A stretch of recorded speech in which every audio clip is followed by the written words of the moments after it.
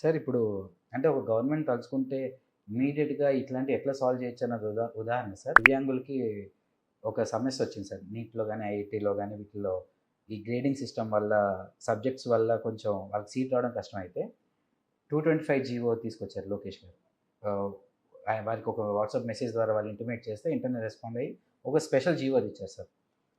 అట్లా ఇమ్మీడియేట్‌గా రెస్పాండ్ అయ్యి ఒక 25 మందికి మెయిల్ చేసే కార్యక్రమం చేస్తేనే అదొక మంచి పనిగా గుర్తిస్తున్నప్పుడు, కొన్ని వేల మంది, లక్షల మంది విద్యార్థులు మంచి విద్య అంది ఆ రాష్ట్రానికి ఆర్థికంగా గానీ, లేతే మిగతా వాటిలో తోడ్పడతారన్నప్పుడు, వీటి మీద ఎందుకు వీళ్ళందరూ కొంచెం కాన్సంట్రేట్ చేయరు సార్? ఇది ప్రభుత్వాల తప్పు ఉంది, పార్టీల తప్పు ఉంది, పత్రికలు ప్రజల తప్పు కూడా ఉంది. ప్రజలంటే సామాన్య ప్రజలు కాదు, ఆలోచించేవాళ్ళు.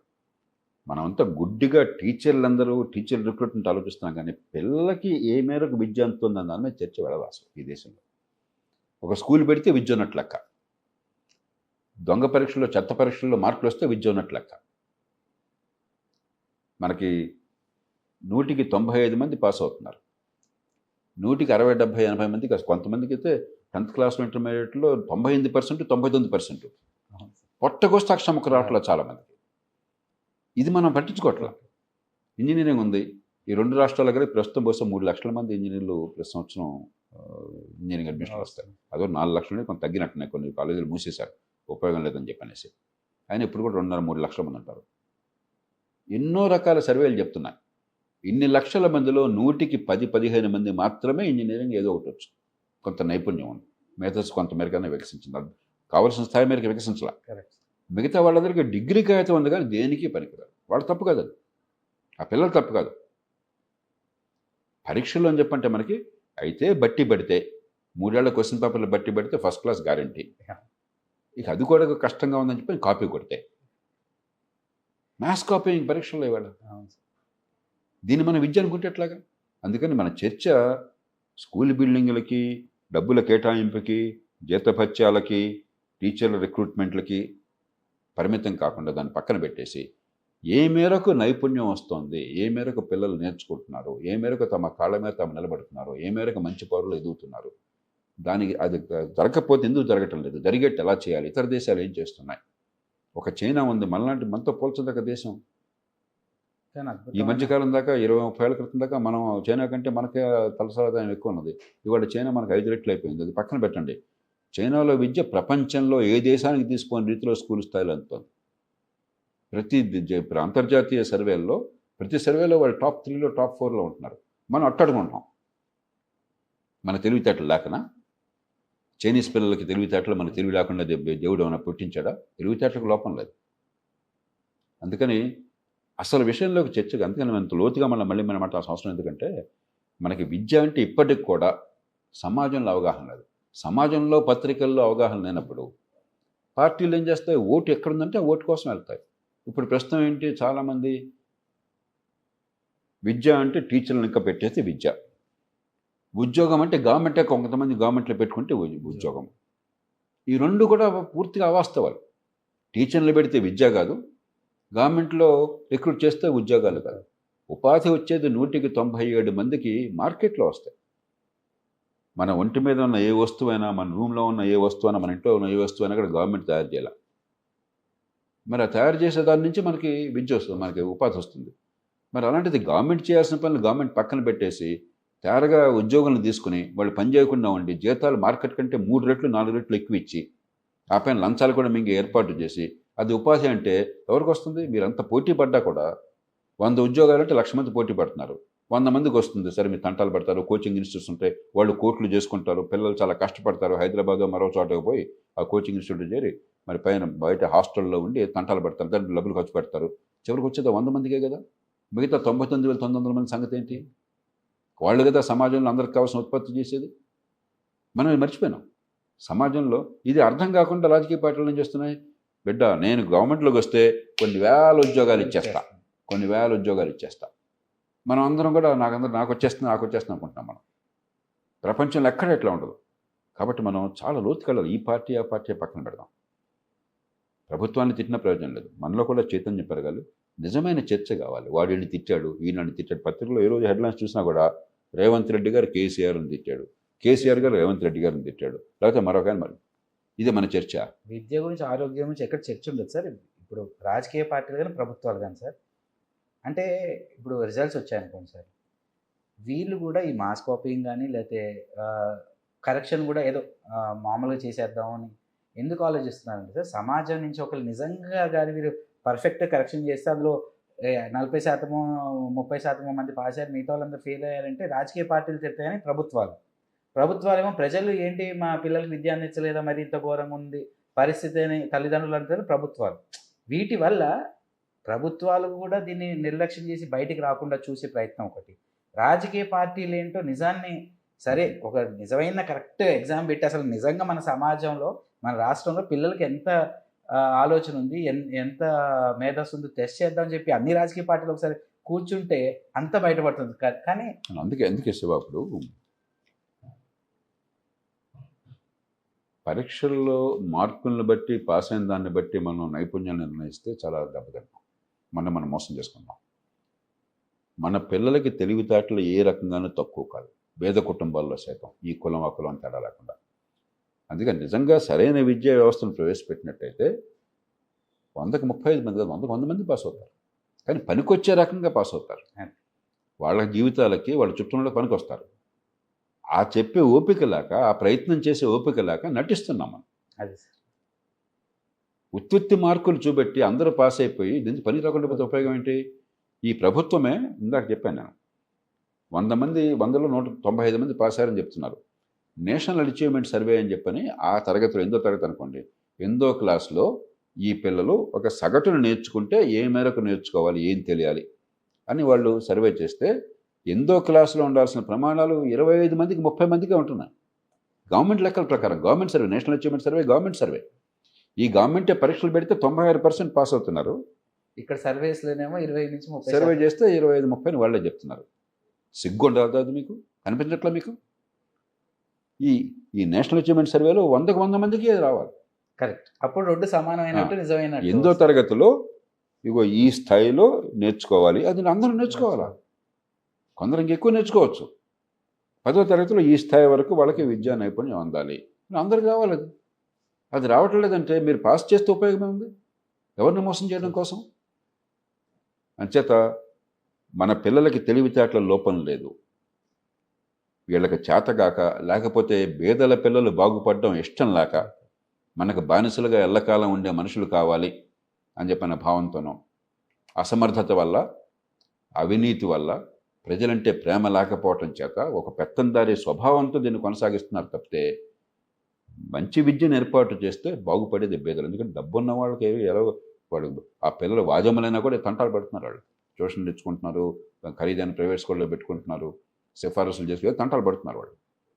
కాబట్టి మంచి విద్య అందిస్తే లాభపడేది ఎవరు? బేదలు. సమాజంలో మధ్యతరగతి వర్గాలు బేదలు. తెలివితేటలు అందరికీ ఉన్నాయి కాబట్టి ఆ తెలివి వికసించకుండా పోతే బేదల పిల్లలు బేదలైపోతున్నారు. ఆ బేదల పిల్లలు బేదలు కాకుండా ఎదగాలి అని చెప్పంటే మంచి విద్య ఒక్కటే మార్గం. ఆధునిక యుగంలో మంచి విద్య లేకుండా ప్రపంచంలో ఎక్కడా బేదరికం పోలాం. ఒక్క దేశం కూడా దానికి ఉదాహరణ లేదు. మంచి విద్య బేదరికం తొలగించడానికి అత్యవసరమైనటువంటిది. మన వైఫల్యం అన్న భారతదేశంలో ఉంది అంటే ప్రపంచంలో పెద్ద దేశాల్లో ఎక్కడ లేనంత వైఫల్యం విద్యారంగంలో ఘోర వైఫల్యాన్ని చూస్తున్నాం. అది ఇప్పటికి కూడా మన కళ్ళు తెరుచుకోవాలి. ఇప్పటికి కూడా డ్రామాలు ఆడుతున్నాం ఈ దేశంలో. సార్, ఇప్పుడు తెలుగు రాష్ట్రాల్లో అక్కడ లోకేష్ గారు విద్యాశాఖ మంత్రిగా ఉన్నారు, ఇక్కడ ముఖ్యమంత్రి గారి దగ్గర ఆ శాఖ ఉంది. సో వారికి ఏం చెప్తారు సార్? అంటే విద్య గురించి మీరు ఈ పనులు చేస్తే ఖచ్చితంగా మార్పులు ఈ రూపంలో చర్చ కోసం ఈ మాటలు చెప్తున్నాను. స్పష్టమైన ప్రతిపాదనలతో మీరు విద్యారంగంలో ₹1 అదనపు ఖర్చు లేకుండా పరీక్షల పద్ధతిని మార్చి, కొన్ని బోధనా పద్ధతులను మార్చి, ఇందాక మీరు చెప్పినట్టుగా ప్రైవేటు గవర్నమెంట్ తేడా లేకుండా పిల్లలకి ప్రతిభ వికసించడమే మన బాధ్యత ప్రభుత్వంగా అన్న భావంతో ఆచరణ సాధ్యమైనట్టు, అసాధ్యమైన చెప్తే ఉపయోగం లేదు, ఆచరణ సాధ్యమైన రీతిలో డబ్బుల ఖర్చు అదనంగా లేకుండా మార్గాలు ఉన్నాయి, వారి ముందు పెట్టబోతున్నాను. అట్లాగే ఊరికేది మాటలు కాదు, FDR ప్రజాస్వామ్య పీఠము, అలాగే భారతీయులు, ప్రవాస భారతీయులు, ముఖ్యంగా తెలుగు రాష్ట్రాల నుంచి వెళ్ళిన వాళ్ళంతా కలిసి నార్త్ సౌత్ ఫౌండేషన్ ఒకటి ఏర్పాటు చేశారు. ఈ రెండు కలిసి ఈ పరీక్షల పద్ధతి పూర్తిగా మార్చడం కోసం, అసెస్మెంట్ మార్చడం కోసం చెప్పని చాలా ఖర్చు పెట్టి చాలా ప్రయాసకు వచ్చి ఒక అసెస్మెంట్ టూల్ తయారు చేస్తున్నాం. తర్వాత రేపు అనుకుంటాను ప్రైవేట్ రంగ సంస్థలు కూడా కొంతమందితో చాలా ప్రామాణికమైన సంస్థలతో కూడా కూర్చుని ఆ నైపుణ్యం ఉన్న వాళ్ళతో కూర్చుని ఏ రకంగా వీటిని మార్చాలి విద్యను బాగు చేయాలని చెప్పని కూర్చుని ఏకాభిప్రాయ సాధన కోసం ప్రయత్నం చేస్తున్నాను. కాబట్టి ప్రభుత్వాలు కాస్త దీన్ని పట్టించుకోవాలే కానీ పార్టీలు ప్రభుత్వాలు సమాజంలో ఈవేళ బాగా విద్యావంతులు మేధస్సు వికసించిన వాళ్ళు విద్య పట్ల ఆతృతతో విద్య బాగుపడాలి మన తర్వాత తరం కూడా విద్య అందాలని చెప్పని చాలామంది ప్రైవేట్ రంగంలో కావచ్చు, లాభాపేక్ష ఉన్న ప్రైవేట్ రంగం కావచ్చు, స్వచ్ఛంద సంస్థల్లో కావచ్చు, పౌర సమాజంలో కావచ్చు, చాలామంది కృషి చేస్తున్నారు దేశవ్యాప్తంగా. అందరినీ కలపాలి మనం. ప్రభుత్వాలు పూనుకుంటే వీళ్ళందరూ కూడా సహకరిస్తారు. మీకు అసలు ప్రభుత్వం ఆలోచించాల్సిన అవసరం లేదు. డబ్బులు పుష్కలంగా ఖర్చు పెడుతున్నారు, డబ్బదనంగా ఖర్చు లేదు. మరి మేధస్సు దేశంలో ఉన్న మేధా సంపత్తి చాలా విద్యను బాగు చేయడం మీద గట్టిగా కృషి చేస్తున్నారు. వాటిని ఉపయోగించుకోండి చాలు. కొంచెం బుద్ధి వికసించి ఏర్పాటు చేయండి. అన్నీ మాకు తెలిసిన అహంకారాన్ని వదిలేసేయండి. ఈ పిల్లలకి ఈ విద్య రావటం అన్నది అత్యంత పవిత్రమైన బాధ్యత. అది రాకపోతే మన జీవితాలు వ్యర్థమైనటువంటి తపనతో కసితో మీరు కనుక ముందుకు వస్తే అద్భుతమైన మార్పులను తెలుగు రాష్ట్రాల్లో కానీ దేశంలో కానీ చాలా వేగంగా తీసుకురావచ్చు. సార్ ఇంకోటి రెండో ముఖ్యమైన అంశం ఆరోగ్యం సార్. ఈ రోజుల్లో ప్రతి ఒక్కరూ ఒక మిడిల్ క్లాస్ వాళ్ళు కష్టపడి పనిచేసి వాళ్ళ పిల్లల్ని స్కూల్కి పంపించడానికి, ఏదైనా ఆరోగ్య సమస్య వస్తే చూపించుకోవడానికి, ఈ రెండింటి కోసమే వాళ్ళు రెక్కలు ముక్కలు చేసుకుని వాళ్ళ పిల్లల కోసం బతుకుతున్నారు. ఇవి రెండు ప్రభుత్వం చేయాల్సిన బాధ్యత. కానీ ఇవి రెండింటిని నిర్లక్ష్యం చేసింది. ఆరోగ్య రంగం తీసుకుంటే సార్, ఏ చిన్న ఇబ్బంది వచ్చినా అందుబాటులో ఉన్న ప్రైవేట్ హాస్పిటల్కి వెళ్తారు. చిన్న పిల్లలకి ఏదైనా ఇబ్బంది వచ్చినా వెంటనే ఏ హాస్పిటల్కో దగ్గరలో ఉన్న హాస్పిటల్కి వెళ్తున్నారు. అక్కడ కన్సల్టేషన్ కానీ మెడిసిన్స్కి కానీ వేలకు వేలు ఖర్చు అవుతుంది. ఆల్రెడీ వాళ్ళందరూ పేదలుగా ఉన్నారు, మళ్ళీ ఫీజులు కట్టలేకపోతున్నారు. ఇట్లాంటివి ఒకటి రెండు చిన్న సమస్యలు వచ్చినా కట్టుకోలేకపోతున్నారు. ఏదైనా పెద్ద సమస్య వస్తే అది ఇంకా వాళ్ళ జీవితం అంతా అప్పులు కట్టుకోవడానికో లేకపోతే ఆర్థిక సమస్యలు తీసుకోవడానికి సరిపోతుంది. ఈ ఆరోగ్యాన్ని కూడా ప్రభుత్వం అందించాల్సిన బాధ్యత అయ్యుండి ఎందుకు వీటి మీద దృష్టి పెట్టట్లేదు అంటారు సార్? అంటే మీరు చాలాసార్లు చెప్పారు సార్, ఏంటంటే ఏడాదికి 5 కోట్ల మంది భారతీయులు పేదరికంలో పడిపోతున్నారు అని. అనారోగ్య కారణంగా అసలు కేవలం అనారోగ్య కారణంగా ఇంతమంది అవుతుంటే ప్రభుత్వాలు ఏం చేస్తున్నాయి సార్? అసలు మనకి విద్య ఒక తీరున సంక్షోభంలో ఉంటే ఆరోగ్యం మరొక తీరున సంక్షోభంలో ఉంది. విద్యలో పుష్కలంగా డబ్బు ఖర్చు పెడుతున్నాం, కానీ ఫలితాలు ఆరోగ్యంలో ఖర్చు తక్కువ, ఫలితాలు పెట్టే ఖర్చు కూడా ఫలితాలు వచ్చే రకం కాకుండా కొంచెం పెడుతున్నాం. అయినా కూడా ఆరోగ్యంలో విద్యలాగా అంత అధ్వానంగా లేదు. పెట్టే ఖర్చుకు ఫలితాలు వస్తున్నాయి. ఇది చాలా అర్థం చేసుకోవాలి. ఉదాహరణకి ఆరోగ్య రంగంలో మనం ప్రభుత్వం పెడుతోంది ఈ దేశంలో, రాష్ట్రం కానీ జాతీయ స్థాయి కానీ ఎక్కువగా రాష్ట్రాలు పెడతాయి 1.2% జాతీయ ఆదాయంలో. బ్రిటన్లో 10%. నేషనల్ హెల్త్ సర్వీస్ మీద పెట్టే ఖర్చు 10% జాతీయ ఆదాయంలో. ఏ దేశం అన్న చూడండి ప్రపంచంలో 1%లో ఎవరు లేరు. మన అంత తక్కువ ఎవరు ఖర్చు పెట్టాలి. కాబట్టి ఇక్కడ ఖర్చు పెట్టాలి అదనంగా. ఖర్చు అంటే ఊరికి డబ్బులు కాదు, చక్రాయటం కాదు, ఆ ఖర్చుతో ఫలితాలు తీసుకొచ్చి ఏర్పాటు చేయాలి. రెండోది ఊరిగా గుడ్డిగా ఖర్చు పెడతాడు, ఖర్చు పెట్టే తీరు మార్చాలి. ఆంధ్రప్రదేశ్లో గత ప్రభుత్వం ఉదాహరణకి మంచి ఉద్దేశంతోనే మరి గ్రామాలకు డాక్టర్లు ఏర్పాటు చేయాలని చెప్పని పిహెచ్సిలో డాక్టర్లు ఏర్పాటు చేశారు, నర్సులను ఏర్పాటు చేశారు. కానీ ఆ తీరు ఉపయోగం లేదు, డబ్బు ఖర్చు పెట్టినా కూడా. మీరు కేవలం ఉద్యోగుల్ని గవర్నమెంట్లో పెట్టుకుంటే అందరికీ విద్య అందుతుంది, అందరికీ ఆరోగ్యం అందుతుంది అంటే ఇప్పుడు పెట్టే ఖర్చుతో అందరికీ బ్రహ్మాండంగా విద్య ఆరోగ్యం అందాలి. మనకి 2 కీలకమైన అంశాలు అవసరం. ఒకటి, పేషెంట్కి, రోగికి, ఆ కుటుంబానికి చాయిస్ ఉండాలి. నచ్చిన డాక్టర్ను, నచ్చిన ఆసుపత్రిను ఎంచుకునేటువంటి హక్కు ఉంటే అప్పుడు ఏమవుతుందంటే నాకు తృప్తి కలుగుతుంది. ఎవరికి మంచి పేరు ఉంటే, ఎవరి వల్ల మంచి సేవలు అంతే వాళ్ళ దగ్గరికి వెళ్తాను నేను. రెండోది, ఎంచుకునే వాళ్ళకి చాయిస్తో పాటు ఆ సేవలు అందించే వాళ్ళ మంచి పోటీ ఉండాలి.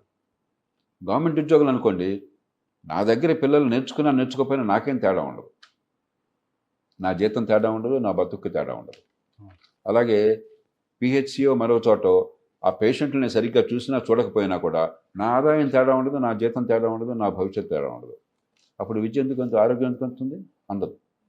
ఇప్పటిదాకా ఎందుకు అందట్లేదు పిహెచ్సిలో ఆరోగ్యం? పిహెచ్సిలు చాలా చోట్ల ఉన్నాయి. కొన్ని చోట్ల మంచి డాక్టర్లు కష్టపడి పనిచేస్తున్నారు, అక్కడ కొద్దిగా ఆరోగ్యం అందుతుంది. చాలా చోట్ల అందట్లేదే. ఎందుకు అందట్లేదు?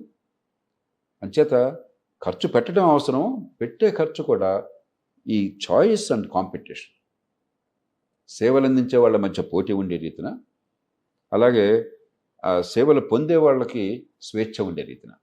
ఆరోగ్యశ్రీ ఉదాహరణ. ఆరోగ్యశ్రీ ఎందుకని హిట్ అయింది? ఆరోగ్యశ్రీ అన్ని ఓట్లు సంపాదించింది, ప్రజల మన్నన పొందింది అంటే దాన్ని ఇప్పుడు జాతీయ స్థాయిలో ఆయుష్మాన్ భారత్ అని తీసుకొచ్చారు. దాంట్లో డబ్బులు ఇవ్వకపోవడం చేత కొన్ని సందర్భాలు ఆరోగ్యశ్రీ వెలవలపోయింది. కానీ డబ్బులంటూ ఏర్పాటు చేస్తే ఆ మోడల్ సరైంది మనం. ఎందుకని అక్కడ రోగులకి స్వేచ్ఛ ఉన్నది, ఏ హాస్పిటల్కి పోవాలో స్వేచ్ఛ నాకున్నది. ఆ సేవలు అందించేటువంటి డాక్టర్ల మధ్య కానీ హాస్పిటల్ మధ్య కానీ పోటీ ఉన్నది. నేను ఆకర్షిస్తేనే, నా మీద నమ్మకం ఉంటేనే నాకు ఆదాయం వస్తుంది, లేకపోతే ఆదాయం వాళ్ళకి పోతుంది చెప్పని. ఈ రెండు కలిసి ఉండేట్టుగా మనం ఏర్పాటు చేస్తే ఆరోగ్యంలో మన అదృష్టం కొద్దీ డాక్టర్ల కొరత లేదు దేశంలో, నర్సుల కొరత లేదు. ఔషధ పరిశ్రమ ప్రపంచ ఛాంపియన్ భారతదేశంలో ఉన్నది. ప్రపంచంలో అతి తక్కువ ఖర్చుతో కారు చవకగా మందులు మన వాళ్ళు ఉత్పత్తి చేస్తున్నారు ప్రపంచ ప్రమాణాలతో. ప్రపంచ మార్కెట్లో మన వాళ్ళ మందుల పరిశ్రమ అక్కడికి వెళ్ళగానే అక్కడ రేట్లు పడిపోతున్నాయి. అలాగే డయాగ్నోస్టిక్స్ కానీ, ప్రైవేట్ సెక్టర్లో హాస్పిటల్లో కొన్ని ప్రామాణికమైనటువంటి వైద్యాలు కానీ గతంలో ఇప్పుడు మనకు అందుబాటులోని గుండె ఆపరేషన్లు, మోకాలు ఆపరేషన్లు, కిడ్నీ ట్రాన్స్ప్లాంటేషన్లు, మరొకటి ప్రపంచంలో అతి తక్కువ ఖర్చుతో అత్యున్నత ప్రమాణంతో చేయగలుగుతున్నాం. అంగట్లో అన్నీ ఉన్నాయి, మనకి అవకాశాలు ఉన్నాయి. దాన్ని సరిగ్గా అందుకుని ఈ మంచి ఆరోగ్యం అందరికీ అందించే ఏర్పాట్లు ప్రభుత్వం చేయకుండా ఊరికే గుడ్డెద్ది చేలబడ్డట్టు చేస్తున్నారు.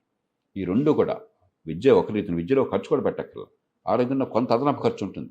ఆ దేశాల్లాగా 10% మనం వెళ్దాం. ఈ 1.2%, 1.5కి, 1.7కి, 2% పెంచితే అది అద్భుతం కదా లెక్క 2-3 ఏళ్లలో. కానీ సరిగ్గా చేసినట్టయితే బ్రహ్మాండమైన మార్పులు తేవచ్చు. మీరు ఇందాక అన్నట్టుగా ఎవరినైనా మీరు అడగండి, ఒక రిక్షా కార్మికుడిని కానీ, లేకపోతే ఒక టాక్సీ డ్రైవర్ని కానీ, కూరగాయలు అమ్మేవాళ్ళని కానీ, పిల్లల చదువు కోసం వాళ్ళ స్థాయిని బట్టి సంవత్సరానికి 15-20 వేల దగ్గర నుంచి 40-50 వేల రూపాయలు, కొంతమంది 80 వేల రూపాయలు. ఆ మధ్య బెంగళూరు వెళ్తే ఒక్కొక్క బిడ్డకి, ఆ కుటుంబంలో ఇద్దరు అన్నదమ్ములు ఉన్నారు, వాళ్ళ పిల్లలకి ముగ్గురికి 2,50,000 రూపాయలు ఫీ కడుతున్నారు. 80 వేలు ఒక్కొక్కళ్ళు కడుతున్నారు. రెండోది, అనారోగ్యం వస్తే కొంచెం కుర్ర వయసులో పెద్ద అనారోగ్యం బాధ ఉండకపోవచ్చు, కానీ పొరపాటున అనారోగ్యం వస్తే గుండె బేజారైపోతుంది ఒకసారి. ఈ రెండు కనుక మంచి ప్రమాణాలతో మనం డబ్బు ఖర్చు లేకుండా అందించగలిగితే అసలు పేదరికం దానివల్ల తగ్గపోతుంది. ఆ తర్వాత ఈ రెండు ఉంటే రేపు పొద్దున పేదరికం ఉండదు, పట్టాపంచలేకపోతుంది, సొంతంగా సంపాదించే శక్తి వస్తుంది. కాబట్టి ఈ రెంటిని సరిగ్గా కనుక చేస్తే, ఊరికే మొక్కుబడిగా కాకుండా, డబ్బులు ఖర్చు పెట్టడం కాకుండా సరిగ్గా చేస్తే ఒక్కొక్కటి ఒక్కొక్క తీరున పరిష్కారం చేయాలి. నిజంగా ప్రజల జీవితాల్లో, ముఖ్యంగా పేదల జీవితాల్లో ఆనందం వెళ్ళి వస్తుంది. సార్ నా ఉద్దేశంలో సార్, అంటే పేదలకి గ్యాస్ సబ్సిడీ కానీ, పెన్షన్ కానీ, లోన్స్ కానీ, లేకపోతే ఫ్రీ బస్సు కానీ, వీటన్నిటికంటే అసలు ఇన్ని పథకాలు పెట్టి ప్రజలను ఆకర్షిద్దాము అన్న దానికంటే విద్య, వైద్యం వారికి కరెక్ట్గా ఏ సమయంలో అయినా వీటి గురించి మీకు ఇంత కూడా భయం లేదు, మొత్తం రూపాయితో సహా మేము చూసుకుంటాం, ఆరోగ్యం అద్భుతమైన ఆరోగ్యంగా సేవలు అందిస్తాము. విద్యలో స్కిల్స్తో పాటు ఇప్పుడు కొంతమందికి సింగింగ్లో వాళ్ళకి ప్రతిభ ఉండొచ్చు సార్, ఒకరికి యాక్టింగ్లో ఉండొచ్చు, ఒకరికి ఏదన్నా మెషినరీ కనుక్కోవడంలో ఉండొచ్చు, మ్యానుఫ్యాక్చరింగ్లో ఉండొచ్చు. ఇన్ని స్కిల్స్తో మేము ఇస్తాము, మంచి మీ పౌరులుగా తయారు చేస్తామని చెప్తే సరిపోతుంది. కానీ ఏవైతే ఖచ్చితంగా కావాలో వాటిని పక్కన పెట్టి వాటిని నిర్లక్ష్యం చేసి మేము ఫ్రీ బస్ ఇస్తున్నాము, లేదా సబ్సిడీ ఇస్తున్నాం, 6 గ్యారెంటీస్ ఇస్తున్నాం అంటే వీటి మీద ఎందుకు ఆలోచిస్తున్నాయి సార్? అంటే ఎట్లాగో ఇవి రెండు ఇస్తే ప్రజలు మీకు మద్దతు ఇస్తారు. రెండు కారణాలు. ఒకటి, ప్రభుత్వాలకి సమర్థంగా ఈ సేవలను అందించి ఫలితాలు తెచ్చే శక్తి పోయింది, నమ్మకం కూడా పోయింది. ఈ యంత్రాంగాన్ని కదిలించి వీళ్లతో పనిచేయించి ఈ సేవలు అందిస్తాం నమ్మకం పోయింది. ఒక వికృతమైన అవ్యవస్థ నిర్మాణం చేశాం. కాబట్టి నేను ఖచ్చితంగా నెల ఇంత ఇస్తానని చెప్పంటే స్పష్టంగా అర్థమవుతుంది, నా ఖాతాలో పడుతుంది, నీ ఫ్రీగా బియ్యం ఇస్తాను, ఫ్రీగా కరెంట్ ఇస్తాను, ఫ్రీగా నీళ్ళు ఇస్తాను, చాలా స్పష్టంగా అర్థమవుతుంది. దానికి ఏం తెలివితేటలు అక్కర్లా, బటన్ నొక్కితే చాలు, ఒక జీవో వేస్తే చాలు, ఆ డబ్బులు పంపిణీ కోసం బ్యాంకులో ఏర్పాటు చేస్తే చాలు, ఇంకేం అక్కర్లా. కానీ విద్య అందించాలంటే, ఆరోగ్యం అందించాలని చెప్పంటే ఒక ఆర్డర్తో వచ్చేది కాదు, పద్ధతులు రూపొందించాలి, చిత్తశుద్ధితో వాటిని అమలు చేయాలి. ఆ శక్తి సామర్థ్యాలు ప్రభుత్వానికి ఉండాలి, యంత్రాంగం చిత్తశుద్ధితో పనిచేయాలి, పనిచేసేందుకు తగిన ఏర్పాట్లు కావాలి, జవాబుదారితనం కావాలి, సమాజాన్ని దానిలో భాగస్వాములు చేయాలి. ఇదంతా చాలా ఓపికతో కూడుకున్న పని.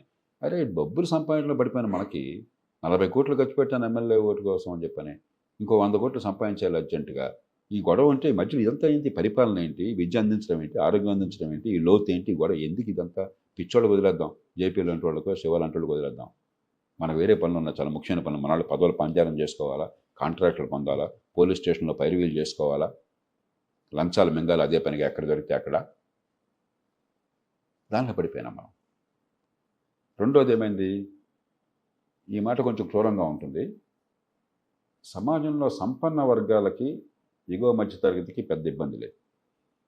ఈ స్థాయి దాటిపోయిన తర్వాత వాళ్ళు ప్రభుత్వం పనిచేసినా పని చేయకపోయినా కూడా మన పిల్లలు గౌరవంగా బతకగలరు, మనకు ఆరోగ్యానికి డోకా లేదు, ఖరీదైన ఇన్సూరెన్స్ పెట్టుకుంటాం, మరో పద్ధతి పెట్టుకుంటాం, ఏదో రకంగా బతికేస్తాం అని చెప్పి వాళ్ళు ప్రభుత్వ ఉద్యోగులు కానీ లేకపోతే సంపన్న వర్గాలు కానీ. ఎప్పుడైతే నాకు పెద్ద బాధ తెలియటం లేదో వాళ్ళకి ఈ అవసరమైతే నాకేం కావాలా? నాకేం ఇబ్బంది లేదు కదా.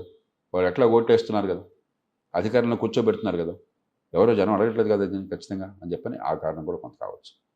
కానీ మనం మార్చాలి, ఈ సినిస్థితి నుంచి బయటపడాలి. లేకపోతే ఆధునిక యుగంలో ఆధునిక సాంకేతిక విజ్ఞానం మనకి ఇచ్చిన అపురూపమైన వరాలు మంచి ప్రమాణాల విద్య, మంచి ప్రమాణాల ఆరోగ్యం ప్రతి ఒక్కరికి అందించి ఏర్పడగలగడం. ఒక 100 ఏళ్ల క్రితం తల్లకిందులుగా తపస్సు చేసినా కూడా మహాజ్ఞానైనా మహాత్ములైనా కూడా చేయడం సాధ్యమేది కాదు. ఈవేళ మన అదృష్టం కొద్దీ మన చేతుల్లో ఉంది. ప్రపంచంలో గౌరవించదగ్గ ప్రతి దేశము కొన్ని భేద దేశాలతో సహా ఇవి అందించగలుగుతున్నాయి అద్భుతంగా. ఆ దేశాన్ని సుసంపన్నం చేసుకున్నాయి. మనం ఒక్కళ్ళ మీద దీనికి మినహాయింపు కావడం చాలా దురదృష్టం. తేలిగ్గా మార్చగలం. ఇప్పటికైనా ఆలస్యం కాల, ఇప్పటికి కూడా ఆలస్యమైంది, కానీ ఇదేమీ అసాధ్యమైన పని కాదు. ఇప్పటికైనా మేలుకోవాలి. మనం మేలుకోకుండా ఉండి వాళ్ళ పిల్లలు ఎలా ఉంటే మనకేం కావాలి, పేదల పిల్లలు, నా పిల్లలు బాగున్నారు కదా అనుకుంటే ఈ సమాజంలో శాంతి ఉండదు, ఈ సమాజంలో ఆర్థిక ప్రగతి ఉండదు, ఈ సమాజంలో సుహృద్భావం ఉండదు, ఈ రాజకీయంలో సుస్థిరత ఉండదు. ఇప్పటికే ఎన్నికల్లో మీరు చూస్తున్నారు, ప్రజల్లో అశాంతి కనిపిస్తుంది. నిన్న ఇలా ఓటేస్తే వాళ్ళు ఇటు వస్తున్నారు, చాలా కోపం కనిపిస్తుంది. అంటే ఏం కోరుతున్నారు ప్రజలు? సామాన్య ఓటరు ఏం కోరుతున్నారు? వాళ్ళ భాష వాడకపోవచ్చు, మీరు సంక్షేమం ఇస్తే ఒకసారి మీకు ఓటేయచ్చు, తర్వాత ఎదురు తిరుగుతున్నారు. ఆంధ్రప్రదేశ్లో సంక్షేమం ఇవ్వలేదా? జగన్ బ్రహ్మాండంగా ఇచ్చారు. ఎందుకు ఇంత తీవ్రంగా ఓటు వ్యతిరేకంగా పడింది? అభివృద్ధిని చేస్తే కొంతకాలం ఓటేస్తున్నారు. ఒరిస్సాలో అభివృద్ధినిచ్చారు, మరియు ఉత్తరప్రదేశ్లో అభివృద్ధినిచ్చారు, తర్వాత జాతీయ స్థాయిలో మోదీ ప్రభుత్వం అభివృద్ధినిచ్చింది, కానీ కొంతకాలం ఓటు పడింది. ఇప్పుడు మళ్ళీ కొంత ఎదురు తిరిగారు. అంటే ప్రజలు ఏం చెప్తున్నారు? మాకు ఆ సంక్షేమం కావాలి, అభివృద్ధి కావాలి, సంక్షేమానికి అభివృద్ధికి మధ్య పోరాటం పెట్టాల్సిన అవసరం లేదు, కానీ ఒక సమతూకం కావాలి, అన్నిటినీ మించి మాకు జీవితంలో ఎదిగే అవకాశం కావాలి, ఇంక్లూజివ్ గ్రోత్ కావాలి. ఎదుగుదల అనేది, ఆర్థిక ప్రగతి అనేది డబ్బున్న వాళ్ళకి మాత్రమే పనికొస్తే, వాళ్ళ ఆస్తులే పెరిగితే, వాళ్ళ ఆదాయాలే పెరిగితే, వాళ్ళకి మాత్రం భద్రత పెరిగితే, మేము ఎల్లకాలం బేదలుగానే ఉంటే మేము ఒప్పుకోం. స్పష్టంగా ప్రజలు చెప్తున్నారు. ఆ మాట అనకపోవచ్చు, ఓటు ద్వారా చెప్తున్నారు. దేశమంతా ఓటుకి అదే అర్థం. కూడపరుక్కున్నట్టుగా ఓటేశారు ప్రజలంతా కూడా. అంటే ఇంక్లూజివ్ గ్రోత్ కావాలంటే, ఇంక్లూజివ్ గ్రోత్ ఎట్లా వస్తుంది? ఆధునిక యుగంలో మంచి ప్రమాణాల విద్య, మంచి ఆరోగ్యము, పట్టణాల్లో ఎదిగే అవకాశము. ఎందుకంటే పట్టణీకరణ లేకపోతే ఆదాయాలు పెరిగే అవకాశం లేదు. మహానగరాలకు అవసరం లేకుండా ఎక్కడికక్కడ చిన్న నైపుణ్యంతో, చిన్న ఆదాయంతో బతకగలిగే శక్తి పట్టణాల్లో కావాలి. మనం ఈ ప్రయత్నాలు చేయకుండా మన అభివృద్ధి కేవలం కొన్ని వర్గాలకు మాత్రమే ప్రధానంగా పనికొచ్చే రకంగా చేస్తే, లేకపోతే సంక్షేమం అని చెప్పిన పేరుతో ఈ పంజారాలకే మనం స్థానం ఇచ్చి మిగతాంతా దోచుకుంటే ఈ దేశం అల్లకల్లోలం అయిపోతుంది. ఆర్థికంగా, సామాజికంగా, రాజకీయంగా 3 రకాలుగా అస్థిరత వచ్చేస్తుంది దేశం. సార్, ఇంక్లూజివ్ గ్రోత్ గురించి కొంచెం డీప్గా చర్చించాలి సార్. దానికంటే ముందు ఒక సామాన్యుడిగా సార్, చాలామంది అంటే ఇది సినిమాలో ఇట్లాంటి సీన్స్ వచ్చినప్పుడు ప్రజల స్పందన బాగుంటుంది. ఏంటంటే ఒక ఎమ్మెల్యేగా ఎన్నిక అవ్వాలన్నా, ఎంపీగా ఎన్నిక అవ్వాలన్నా ఖచ్చితంగా వాళ్ళ పిల్లలు గవర్నమెంట్ స్కూల్లోనో, గవర్నమెంట్ హాస్పిటల్లోనో చూపించిన వాళ్ళో లేదా చదివించిన వాళ్ళతో అయితేనే వాళ్ళు నిలబడే హక్కునిస్తే అట్లీస్ట్ అప్పుడైనా సరే వీళ్ళు కళ్ళు తెరిచి, ఓహో నేను ఇప్పుడు ఎమ్మెల్యే కావాలి, ఎంపీ కావాలంటే నా పిల్లలు గవర్నమెంట్ స్కూల్లో చదివితేనే ఈ ఆప్షన్ ఉంటుంది. అట్లీస్ట్ ఇప్పుడు గవర్నమెంట్ స్కూల్ని బాగు చేద్దాం, లేకపోతే గవర్నమెంట్ హాస్పిటల్ బాగు చేద్దాం, అక్కడ అట్లీస్ట్ వీళ్ళకు ఆశ నెరవేర్చుకోవడానికైనా వాటిని బాగు చేస్తారన్న ఆశ ఒక సామాన్యుడిగా ఉంటుంది సార్. ఇట్లాంటి రూల్ వస్తే నిజంగా అసలు అంటే శివ ఆలోచన మంచిది. నాటం ఏంటంటే సేవల అవసరం ఉన్న వాళ్ళు గొంతెత్తగలిగితే సేవలు బాగుపడతాయి. గొంతున్న వాళ్ళు సేవలను ఉపయోగించుకుంటే సేవలు బాగుపడతాయి. గొంతున్న వాళ్ళు, తెలివి ఉన్నవాళ్ళు ప్రభుత్వ సేవలను వదిలేస్తే ఆ సేవలు నాశనం అయిపోతాయి. ఒక సూత్రప్రాయంగా కరెక్ట్ అయింది. నేను చిన్ననాడు పంచాయతీ సమితి స్కూల్లో, జిల్లా పరిషత్ హై స్కూల్లో చదువుకున్నాను. తర్వాత ఎయిడెడ్ కాలేజీలో చదువుకున్నాను, ఇది ఇంటర్మీడియట్. ఆ తర్వాత మెడికల్ కాలేజ్, గవర్నమెంట్ కాలేజ్ చదువుకున్నాను, ఒక్క రూపాయి కూడా ఫీజు లేకుండా. అన్ని ప్రభుత్వ సంస్థలే. మా అమ్మాయి ఇక్కడ ఉస్మానియా ఆసుపత్రిలో, మెటర్నిటీ హాస్పిటల్లో పుట్టింది. ఆ రోజున నన్ను హెల్త్ సెక్రటరీగా వేశారు. నేను ఆ పదవి తీసుకోలేదు ఇతర కారణాల వల్ల. వాళ్ళంతా ఆశ్చర్యపోయారు, హెల్త్ సెక్రటరీ గారు అమ్మాయి మన హాస్పిటల్లో పుట్టిందా అని చెప్పాను.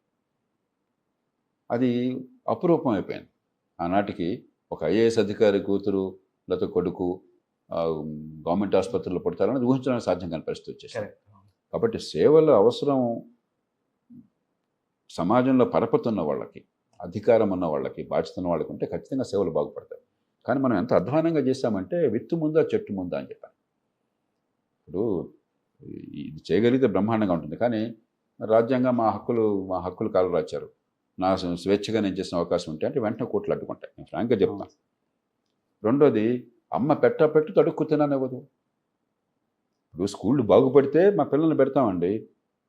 మీ పిల్లలు వస్తే స్కూల్ బాగుపడుతుందండి. ఎక్కడో చోట బ్రేక్ చేయాలి కదా దీన్ని. అందుకని ఈ చర్చ రావడం ఉపయోగం, కానీ అలా చిట్కాల వల్ల బాగుపడే అవకాశం లేదు. 2 రోజులు కొంచెం మంచి పేపర్లో హెడ్లైన్స్ వస్తాయి, కానీ ఫలితాలు రావు. అందుకని మనం ఉన్న పరిస్థితుల్లో చాలా తేలిగ్గా ఈ ప్రమాణాలను విద్యలో, ఆరోగ్యంలో పెంచవచ్చు. ముందు ఆ పని చేయండి. ఆ పని చేశాక రకరకాల పద్ధతుల్లో ఈ ప్రభుత్వ సంస్థలకు వచ్చి ఏర్పాటు చేయొచ్చు. అసలు వౌచర్ సిస్టమ్ లాంటిది వచ్చింటే ప్రభుత్వం, ప్రైవేట్ తేడా కూడా లేకుండా పోతుంది. కాబట్టి మార్గాలు ఉన్నాయి, కానీ ఇప్పటికే చాలా ఆలస్యమైంది. ఇప్పటికైనా వేగంగా మేలుకోవాలి. నేను ఇది ఎందుకన్నానంటే సార్, ఈ మాట ముఖ్యమంత్రులు కానీ, మంత్రులు కానీ, ఎవరైనా సరే సార్, ఏ చిన్న సమస్య వచ్చినా ప్రైవేట్ హాస్పిటల్కి పరిగెడుతున్నారు. అది మాజీ ముఖ్యమంత్రులైనా, ప్రస్తుతం ఉన్న ముఖ్యమంత్రులైనా, ఎవరైనా. సో ప్రజలకు ఎలాంటి మెసేజ్ వెళ్తుందంటే, మీకు మాత్రం మెరుగైన వైద్యం కావాలని చెప్పి మీరు చెప్పింది దాని అనుమానం లేదు.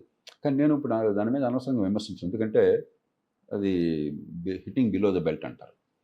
వీళ్ళ పరిస్థితులు అధ్వాన్నంగా ఉన్నప్పుడు దాన్ని ఎలా బాగు చేయాలని చర్చ కంటే నువ్వు కూడా అనుభవించాలని చర్చే ఉపయోగం లేదు. బాగుంటుంది, వినడానికి బాగుంటుంది, కసి ఉంది కదా, మన మనసులో కసి ఉంది కదా. ఇప్పుడు కొన్ని సందర్భాల్లో ప్రభుత్వ ఆసుపత్రికి వెళ్తే చాలామంది రోగులు, కొందరు వైద్యులు కూడా అక్కడ చెప్తుంటారు, నరకం అంతకంటే మేలండి అని చెప్పాను. ఆసుపత్రులు తప్పు కాదు, ఇక్కడ వనరులు లేవు, పద్ధతులు లేవు సరిగ్గాను. కాబట్టి ఇది విత్తు ముందా చెట్టు ముందా, ఇది ప్రక్షాళన చేయడం మొదలెట్టాలి. క్రమక్రమంగా మరి ఆరోగ్యాన్ని కానీ, విద్యను కానీ అందుకోవడానికి ఏర్పాట్లు కావాలి. మనందరం అందుకోవడానికి. అది ఒక బలవంతంగా చేసేది కాదు, ఒక పద్ధతి ప్రకారం చేసేది కావాలి. సరే, మీరు ఇది తయారు చేసే ముందు చాలా మందితో డిస్కస్ చేసి primary health care, secondary and ICU, intensive care చేశారు సార్. దీన్ని ఇంప్లిమెంట్ చేయడానికి జనరల్గా అయితే మీరు చెప్పినట్టు 1000 కోట్ల వరకు, 2000 కోట్లు అవుతుంది. అంటే కొన్ని వేల కోట్ల మీద అడ్వర్టైజ్మెంట్లకు వాడుతున్నారు సార్. ఛానల్స్ వాళ్ళ సొంత ఛానళ్ళకి ఇచ్చుకుంటున్నారు, పెయింట్లు మార్చడానికి వాడుతున్నారు.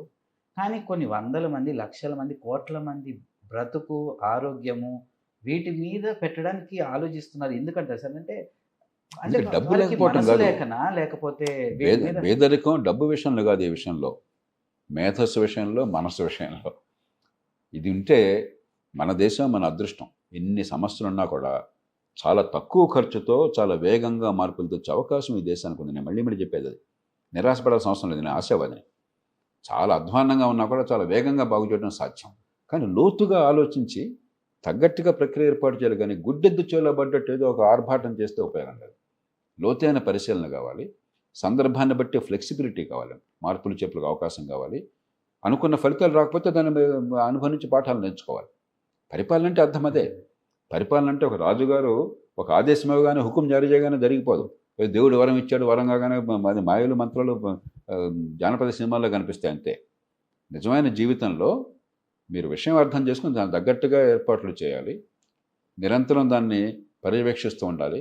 పొరపాట్లు జరిగినట్టే దాని నుంచి సరిదిద్దుకోవాలి, పాఠాలు నేర్చుకోవాలి తప్ప మ్యాజిక్ ఏమి ఉండదు. మ్యాజిక్ ఏమిటి? చాలా వేగంగా దీన్ని మార్చగలగటం మ్యాజిక్. ఆధునిక యుగంలో మ్యాజిక్ ఆల్రెడీ మన దగ్గర ఉంది.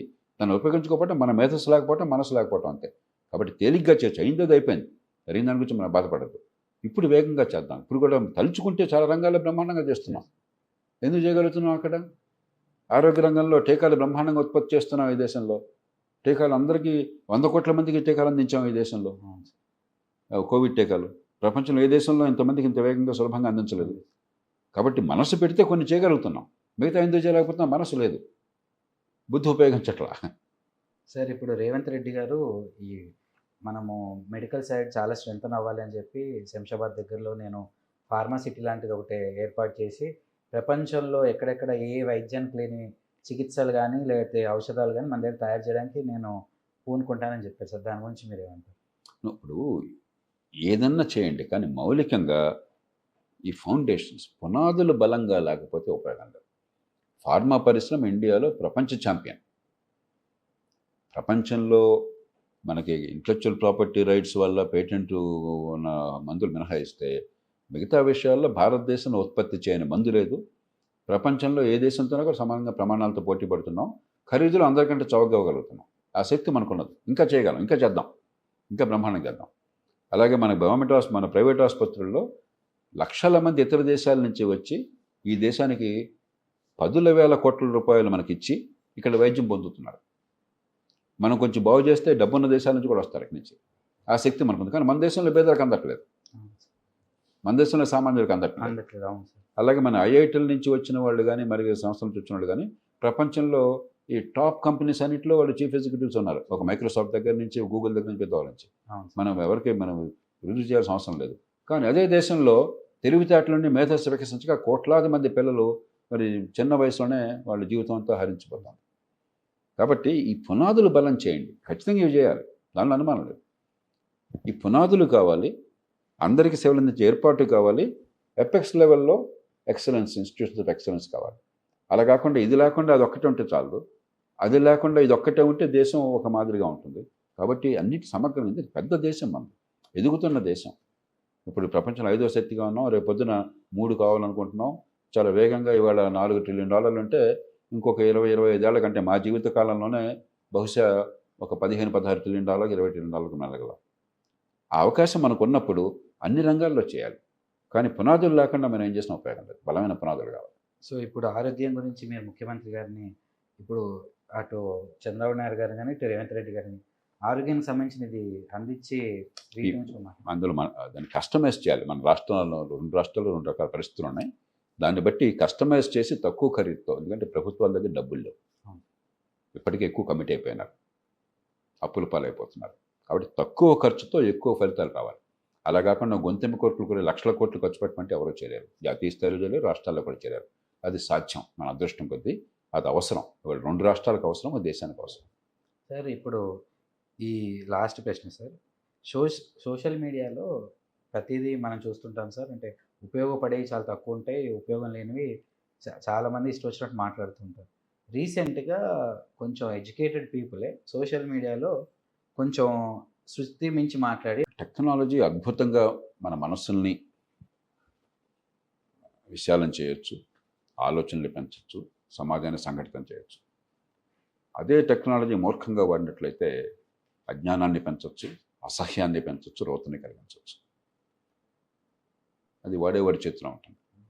దురదృష్టం కొద్దీ ఈవేళ సోషల్ మీడియా టెక్నాలజీ ఎంతగా విస్తరించిందంటే ఏ ప్రభుత్వం కూడా ప్రభుత్వ నియంత్రణ ద్వారా మాత్రమే ఆపడం సాధ్యం కాదు. కాబట్టి ఎంతో కొంత ప్రజల్లో ప్రచారం ఉన్నవాళ్ళు, మీ మాటల ప్రభావం ప్రజల మీద ఉన్నప్పుడు మీలో బాధ్యత ఉండాలి. వాళ్ళు బాధ్యత నెరగకపోయినట్టయితే సమాజం బాధ్యతను వాళ్ళకి గుర్తు చేయాలి. అవసరమైతే చట్టాన్ని కూడా ఉపయోగించాలి. ఇదే సోషల్ మీడియాను ఉపయోగించే వేళ విద్యలో అద్భుతమైన మార్పులు తీసుకోవడానికి అవకాశం ఉంది, ఆరోగ్యాన్ని పెంచడానికి అవకాశం ఉంది, ఎన్నికల వ్యవస్థను మార్చడానికి అవకాశం ఉంది, పరిపాలన బాగు చేయడానికి అవకాశం ఉంది. ఈ సోషల్ మీడియాతో కులాల పేరుతో జనాన్ని మొక్కలు చేయడానికి అవకాశం ఉంది, లంచాలు పెంచడానికి అవకాశం ఉంది, హింసను ప్రేరేపించడానికి అవకాశం ఉన్నది, ద్వేషాన్ని పెంచడానికి అవకాశం ఉన్నది, జుగుప్స కలిగించేటువంటి భావాలు ప్రవేశపెట్టడానికి అవకాశం ఉన్నది. దురదృష్టం కొద్దీ ఈ సోషల్ మీడియాని ఎట్లా నియంత్రించాలో వారికి అర్థం కాదు. పొరపాటు నియంత్రించే ప్రయత్నం చేస్తే మా స్వేచ్ఛకి భంగం కావట్లేదు, మా వాక్ స్వాతంత్రం దెబ్బతినిపోయింది కాబట్టి నా కంపెనీకి పోయింది. నా చిటికి నైవేలికి చిన్న నొప్పి తగిలితే అది ప్రపంచ సమస్యగా భావిస్తున్నాను. మిగతా ప్రపంచం అంతా కూడా సర్వనాశనం అవుతుంటే నాకు ఆ సమస్యగా కనిపించట్లేదు. ఈ రకమైనటువంటి ఎక్సెసివ్ ఇండివిజువలిజం వచ్చేసింది. అంచేత మనం కొంచెం వ్యక్తి స్వేచ్ఛ, సమాజ హితం రెంటిని సంధానించాలి. ముఖ్యంగా ప్రభావశీలమైన వాళ్ళు, మీకు సోషల్ మీడియాలో ఒక 100 మంది ఫాలోవర్స్ ఉన్నారు, 1000 మంది ఫాలోవర్స్ ఉన్నారు అంటే మీరు ఒళ్ళు దగ్గర పెట్టుకు మాట్లాడాలి. మీ భాష, మీ ఆలోచన, మీ ప్రవర్తన చాలా బాధ్యతతో ఉండాలి. మంది హితాన్ని పెంచేదిగా ఉండాలి. పెంచకపోతే చట్టం ఖచ్చితంగా అక్కడ పనిచేయాలి. అక్కడ అపరిమితమైన వాక్ స్వాతంత్రాన్ని నేను వ్యతిరేకిస్తాను. ఏ స్వేచ్ఛ కూడా అపరిమితమైనది కాదు. అబ్సల్యూట్ రైట్స్ ఎప్పుడూ ఉండవు. అందుకే మనకు సామెత చెప్తారు, your freedom sir ends where my nose begins. నాకు ఫ్రీడమ్ ఉంది కదా చెప్పి ఇట్లా కొట్టేస్తుంటే పక్కడినది ఫ్రీడమ్ ఎట్లా అవుతుంది? పక్కడు ముక్కు సంగతి ఏంటి? కాబట్టి ప్రతి స్వేచ్ఛకి అవధులు ఉన్నాయి. అవధులు గుర్తిరగకపోతే గుర్తిరిగేట్టు చేయాల్సిన బాధ్యత చట్టానిది. అలాగని నిరంకుశత్వంగా ప్రతిదానికి అడ్డుపడ్డం కాదు. ఎక్కడ సమాజానికి కీడు జరుగుతుందో, ఎక్కడ ప్రజల్లో మూర్ఖత్వాన్నో, అజ్ఞానాన్నో, లేకపోతే ద్వేషాన్నో పెంచుతున్నామో అక్కడ ఖచ్చితంగా చట్టం కూడా దాని పని చేయాలి. కానీ చట్టం దాకా రాకుండా కొంచెం ఒళ్ళు దగ్గర పెట్టుకుని గుర్తిరిగి ప్రవర్తించడం అవసరం. Thank you so much sir. విద్య గురించి, వైద్యం గురించి, సోషల్ మీడియా ఉపయోగం ఎట్లా చేయాలన్న గురించి మాతో చర్చించినందుకు thank you so much sir.